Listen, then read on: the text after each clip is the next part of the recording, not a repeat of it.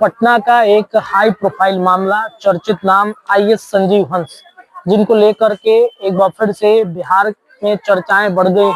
दरअसल 16 महीने पहले आईएएस संजीव हंस पर एक महिला ने आरोप लगाया कि उनके साथ रेप हुआ है, जिसके बाद से ये पूरा मामला जुडिशरी के पास पहुंचता है और इसमें संजीव हंस को दोषी करार देकर जेल की सजा सुनाई जाती है और संजीव हंस जेल चले जाते हैं। लेकिन आइए, संजीव हंस एक बार फिर से अब जेल से छूटकर बाहर आ चुके हैं, लेकिन वो महिला फिर से कैमरे पर आ रही हैं और कई तरह के खुलासे जो हैं वो किए जा रहे हैं। महिला ने कहा कि जो कुछ भी हुआ उसके बाद उनको एक पुत्र भी हुआ है। वो पुत्र लगातार अपने पिता से मिलने की जिद कर रहा है और इस जिद में जब हमने उनके पिता से मुलाकात कराने पटना में गए आवास पर, तो उनको मिलने नहीं दिया गया। महिला ने कई तरह के आरोप भी लगाए हैं। एक बार फिर से हम चाहेंगे कि वो आरोप एक बार फिर आप सुनिए, क्योंकि शास्त्री नगर थाना में महिला पहुंची थी मदद के लिए। तो क्या कुछ वो कह रही हैं, आप सुनिए। कहेंगे मैम, आज पटना पहुंची हैं। पटना पहुंचे हैं आज कि मैं मेरा बेटा मिलना चाह रहा था अपने डैडी से। बोला मैं मम्मी लेकर चलो, मुझे डैडी से मिलना है। तो मैं गई उनके आवास पे, तो उनके स्टाफ द्वारा अलग अलग लोगों से झूठ बुलवाया गया। एक ने बोला कि कल वो गए हैं दिल्ली, फिर एक बोले कि अंदर ही है, दूसरे बोल रहे हैं कि इनका तो आवास ही ये नहीं है, वो तो यहाँ नहीं रहते, 3 महीने पहले ही कहीं और चले गए हैं। तो और जो नंबर उन्होंने मुझे दिया था या जिन नंबर से वो मुझसे बात किए थे 2022 में, वो नंबर दोनों ब्लॉक है। एक सरकारी नंबर था, उस पर भी रिंग जाता तो कोई उठाता नहीं है। तो हमारे पास कोई ऑप्शन नहीं था, तो मैं डायरेक्ट ही जो एड्रेस था उस पर मैं मिलने गई, लेकिन वो मिले नहीं। और मिले नहीं, हो सकता है हो या नहीं हो, बट वो झूठ बोलवाए बहुत अलग अलग स्टाफ से। फोन इन लोगों ने जब फोन किया तो उन्होंने बोला कि ऐसा बोल दो वैसा बोल दो, हूँ नहीं या मेरा आवास नहीं है, इस तरह से। अभी शास्त्री नगर थाने पहुंची हैं। मैंने 112 बुलाया था कि मुझे ये बच्चा मिलना चाह रहा है, जिद कर रहा है, तो मुझे मिलने दिया जाए। तो 112 आई और उन लोग बोले कि मैम आप एप्लीकेशन दीजिए, लेकिन ये मैटर डायरेक्ट कोर्ट के ऑर्डर के बाद ही आप कर सकते हैं। हम लोग मतलब ये थाने में ये कोई डायरेक्ट क्रिमिनल केस नहीं बन रहा है, तो इसलिए पॉसिबली आप इस पे अंदर नहीं घुस सकती हैं, इन्होंने बोला। पहुंची हैं तो क्या करें, तो आगे क्या करेंगे? आगे तो फिर वो कोर्ट का जो प्रोसीडिंग होगा वही तो, कोर्ट तो केस तो चल ही रहा है, कोर्ट में मेंटेनेंस का केस है, तो उसमें भी डेट पड़ा हुआ है 9 तारीख को। शास्त्री नगर थाने पे आई हूँ क्योंकि मैं उनके आवास पे गई थी, संजीव हंस की आवास पे गई थी। आर्यन मिलना चाह रहा था कि मुझे डैडी से मिलना है, मम्मी मुझे ले चलो या बात करवाओ कोई नंबर पे। तो 2 नंबर मेरे पास थे, मैंने उन पे कॉल किया दोनों नंबर पे, तो उन्होंने नंबर बंद है। इसके बाद एक सरकारी नंबर है, वो भी बंद है, रिंग जाता है, उठाते नहीं है। मैं डायरेक्ट उनके आवास पे गई थी कि होंगे तो मुलाकात करेंगे, लेकिन वहाँ वो तीन स्टाफ थे, उनको उन्होंने अलग अलग बोले। एक बोल रहा है कि आवास पे है नहीं, दूसरे बोल रहे हैं ये आवास ही उनका नहीं है, एक बोल रहा है कि कल गए हैं यहाँ से कहीं, एक बोल रहा है अंदर ही है।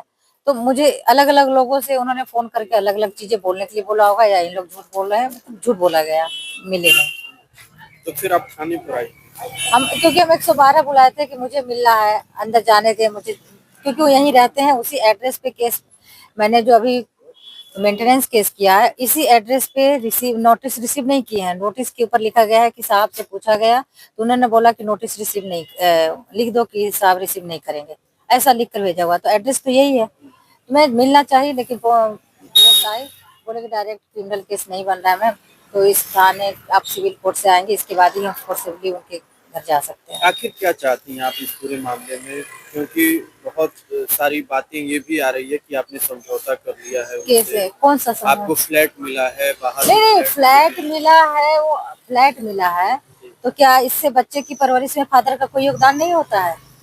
और जो फ्लैट मिला है उसमें सिन्हा जी ने, ये सिन्हा के अकाउंट से पैसे मेरे अकाउंट में दिलवाए हैं, और सिन्हा ने मेरे ऊपर केस किए हुए हैं, ये कि मनी रिकवरी का, ये पटना ये सिविल कोर्ट में केस पड़ा हुआ। तो ये क्या चीज मुझे दी है? मुझे तो कुछ नहीं दिया है।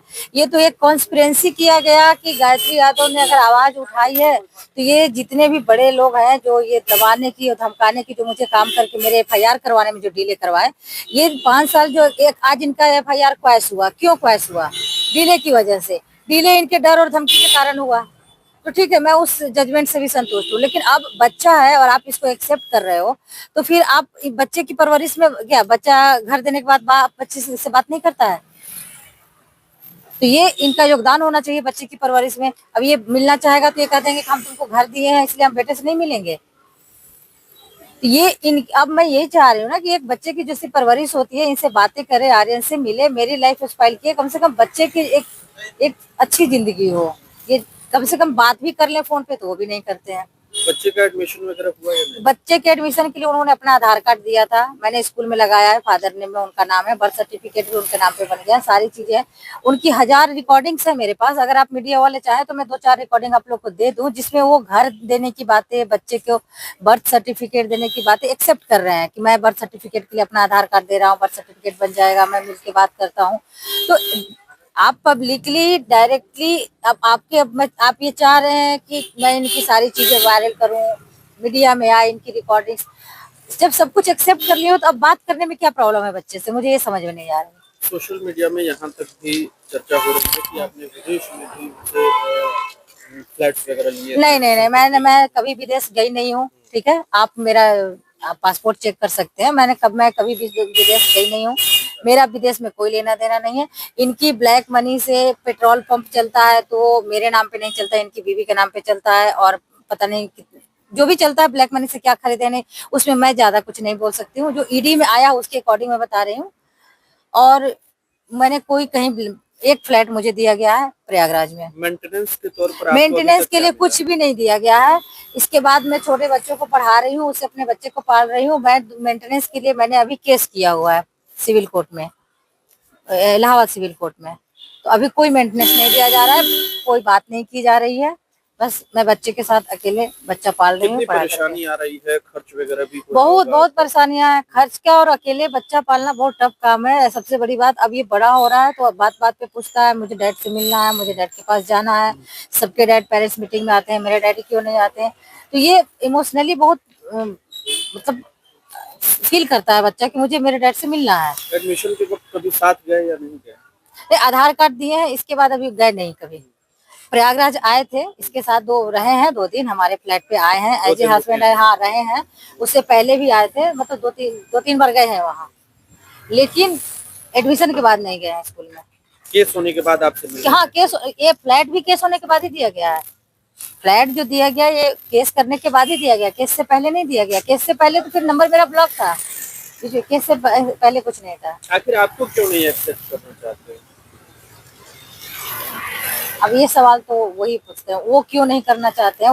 उनका सारा चीज इनडायरेक्ट वे में एक्सेप्टेड भी है कि आप वो जिस चीज से डिनाई कर रहे हैं लास्ट में उनको एक्सेप्ट करना ही पड़ेगा, उनको भी ये चीज पता है। आप साथ रहने के लिए तैयार हैं? हम साथ रहने के लिए तैयार हैं, या वो सबसे बड़ी बात है बच्चे की लाइफ। हमको साथ नहीं भी रखे तो हमको कोई नहीं, हम अकेले ही ठीक है, लेकिन उसकी परवरिश में उससे बात तो करें, हमसे बात नहीं करनी है ना करें। मान लीजिए पति पत्नी का रिश्ता होता है तो डिवोर्स पति पत्नी के लिए बना है, बच्चे के लिए तो कोई नहीं बना है कि हम बच्चा से, आपने कहीं सुना है कि माँ ने बच्चे से डिवोर्स लिया, अब आपने बच्चे से डिवोर्स लिया, नहीं होता है ना। बच्चा आपका, बच्चे को एक्सेप्ट कीजिए, बच्चे की परवरिश कीजिए। अब मैं यही चाह रही हूँ और कुछ नहीं।